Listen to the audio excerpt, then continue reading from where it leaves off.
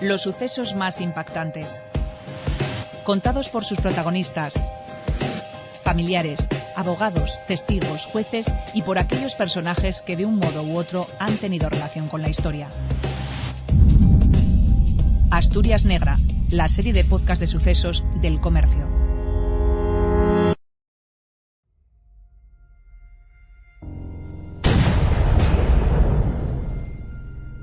Un centenar de terroristas, asesinos y violadores quedaron en libertad en 2013 por el fin de la doctrina Parot. Peligrosos delincuentes con condenas de hasta 4.800 años que apenas cumplieron 30. Salen de prisión algunos de los delincuentes más peligrosos de España por la anulación de la doctrina Parot. Entre ellos, el terrorista de ETA Henry Parot o Miguel Ricard, condenado por el asesinato de las niñas de Alcázar. La polémica decisión abrió un gran debate en la sociedad española, indignó especialmente a las víctimas y generó inseguridad en las calles de nuestro país. ¡Asesino! ¡Ni olvido ni perdono! 6 de los mayores violadores en serie de España habían reincidido solo 4 años después de quedar en libertad. Félix Vidal Anido fue el primero. Están escuchando El violador del estilete, episodio 1, la doctrina Parot. Mi nombre es Susana Neira, soy periodista, y les voy a contar la historia del violador del estilete, la historia de uno de los grandes depredadores sexuales de nuestro país, la historia de un psicópata que cometió 57 agresiones a mujeres, la última en Oviedo. En este primer episodio ahondaremos en su perfil y en sus primeros pasos por Asturias, y en el segundo abordaremos, con la colaboración de la Policía Nacional, cómo cometió su última agresión en la capital asturiana.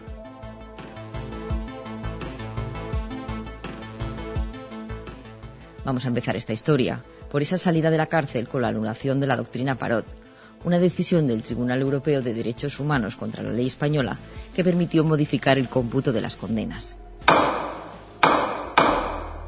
El viernes 27 de diciembre de 2013, a las 6:55 de la tarde, Félix Vidal Anido, el violador del estilete, abandonó el centro penitenciario de Asturias.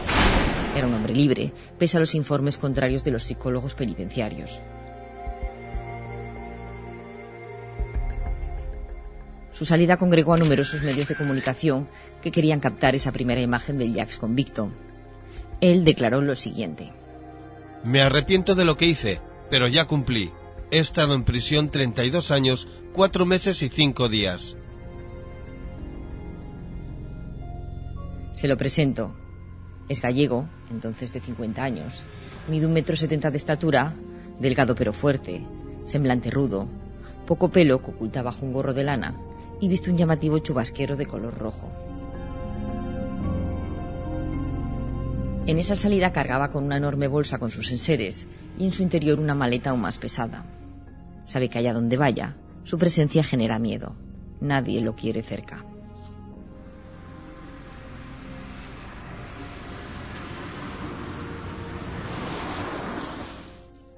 Así comienza el desvelo para muchos.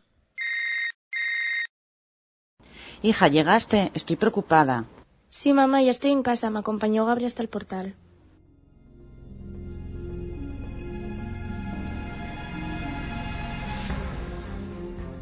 El caso del violador del estilete, por fortuna, es tan atípico como llamativo dentro de la crónica negra de nuestro país. Javier Gustavo Fernández Teruelo, catedrático de Derecho Penal, nos ayudará en este repaso a la trayectoria criminal de Anido.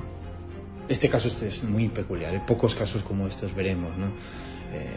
Una reiteración delictiva tan intensa, y entiendo la alarma social. La entiendo, parece que encaja en la tipología de delincuentes sexuales, probablemente psicópata, ¿no? Las características de este modelo, delincuente en serie, ¿no? Agresor en serie.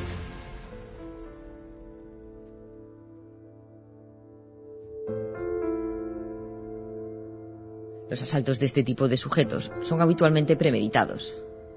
Ataca generalmente por la tarde o por la noche, busca mujeres solas y lugares escondidos.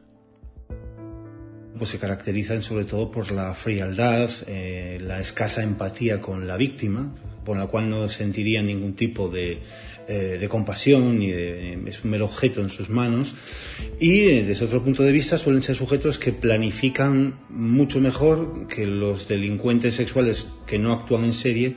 Estos violadores en serie intentan no dejar pistas para dificultar la labor de los investigadores. Tenemos casos conocidos que incluso pues, llegan a utilizar preservativos para evitar que se les identifique, limpian la zona del hecho, tienen mucho más cuidado, digamos. Por eso también es mucho más complicado conseguir su detección y por eso cuando se les detiene ya han llevado a cabo un número importante de hechos delictivos, ¿no? Los orígenes de Vidal lo sitúan en un primer momento en Lugo, en una aldea de Pol llamada San Martiño de Ferreiros, aunque siendo aún niño se trasladó con su familia a Barcelona. Con solo 14 años, es acusado de 3 violaciones. Lo internan en el hogar del muchacho y comenzó unas terapias que nunca han dado resultado. En su momento, Anido contó a psicólogos que él mismo había sido víctima de abusos sexuales a los 7 años por parte de un hombre de 40 que frecuentaba su casa. Pero hay dudas sobre este episodio de su infancia porque no consta denuncia ante la Policía Nacional ni ante la Guardia Civil. Este sujeto también realizó una confesión demoledora en 1981 dentro de la cárcel. Cuando me entra la depresión tengo que hacerlo. Prefiero mujeres jóvenes y vírgenes para satisfacer mis instintos. Y así seguiría toda su vida.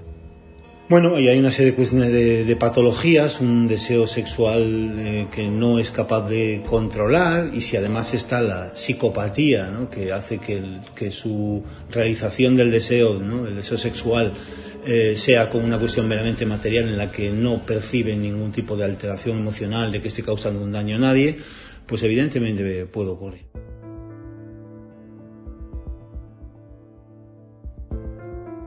Con 17 años, mientras realizaba la mili, lo detienen de nuevo en Alcalá de Henares por 5 violaciones consumadas y 9 frustradas en solo 5 semanas.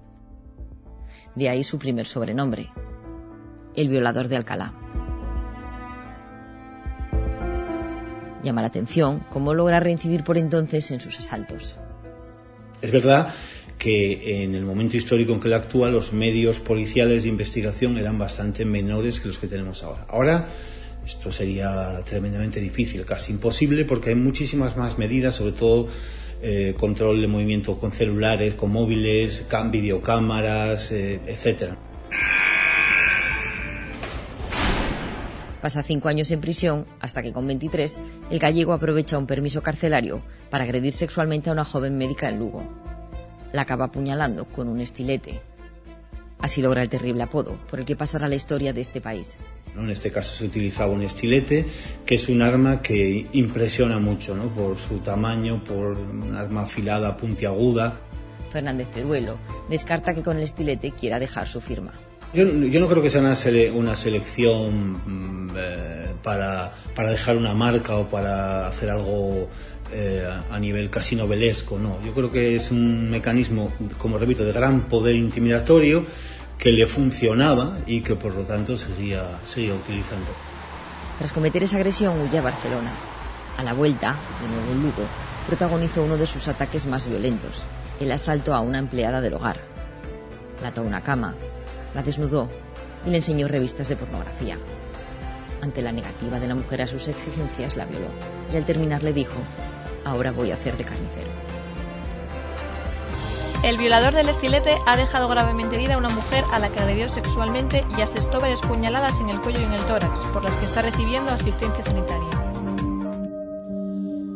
Están escuchando El violador del estilete, episodio 1, la doctrina Parot.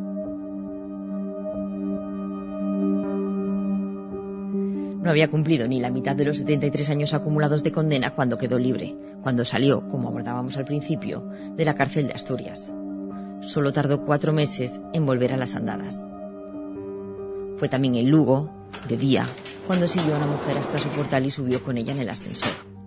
Por fortuna el hijo de la mujer se encontraba en el domicilio y el violador del estilete acabó huyendo. Solo lo condenaron a 21 meses por un delito de coacciones y salió pronto de prisión. Allá donde va, Este individuo siembra el pánico. Los vecinos de Paul, su localidad de origen, tiemblan cada vez que va a visitar a sus padres. Este home é un peligro. Como non vou ter medo cada vez que aparezca por aquí? Una de sus primeras residencias fijas, en otoño de 2016, fue el barrio betense de Teatinos. Allí alquiló con una novia un piso en la llamada Colonia Ceano. Desde fuera parecía que quería rehacer su vida, pero esa maleta interior, como comentábamos antes, pesa demasiado. Solo era cuestión de tiempo que el violador del estilete sacara las garras. Siempre ha sido marginal, ¿no? Probablemente ese modelo de pareja no es seguramente el modelo idílico que nosotros nos podemos imaginar, ¿no? Y evidentemente, bueno, pues tuvo épocas de más control, ¿no? y épocas en las que, o un momento en que se perdió ese control. Su presencia, como era de esperar, generó un gran revuelo vecinal. No es un buen sitio para un agresor sexual, Asturias, porque no pasa desapercibido, ¿no? Gente que se mueve mucho mejor en ambientes urbanos grandes, ¿no? En ambientes menos controlados. Varias asociaciones de mujeres, entre ellas la Plataforma Feminista de Asturias, alertaron por redes sociales de que este depredador sexual se encontraba en Oviedo. Alejandra Matallanas nos explica por qué realizaron esa voz de alarma, que acompañaron con una fotografía anónima de Anido sentado en un banco con su novia. Ese aviso que sirvió para moverlo por un montón de grupos, que llegó a muchísimas chicas jóvenes y a un montón de colectivos, sirvió también como presión social porque se hicieron eco los medios y él acabó yéndose de Oviedo durante un tiempo. Ellas pusieron voz a muchas mujeres. Ese hombre estaba suelto por Oviedo y que al final se comprobó, pues porque volvió a reincidir, que no se podía reinsertar en la sociedad. Por desgracia, esta nueva violación solo fue cuestión de tiempo. Escogió como víctima a una mujer de 25 años con minusvalía, con la que compartía pensión en Oviedo. En el próximo capítulo seguiremos los pasos del violador del estilete por Asturias. Contaremos cómo se encontró con el rechazo social y cómo logró localizarlo el periodista Daniel Lumbreras para El Comercio. Me presenté, le dije que era periodista, que había cierto miedo en el barrio, que sí quería decirle algo a la sociedad a través de nuestro medio. También abordaremos con José Luis García, inspector jefe de la Unidad de Atención a la Familia y la Mujer de la Policía Nacional de Oviedo, la detención de Anido tras la última agresión sexual. Cuando se le hizo el cacheo en el momento de la detención, llevaba un puñal y un estilete.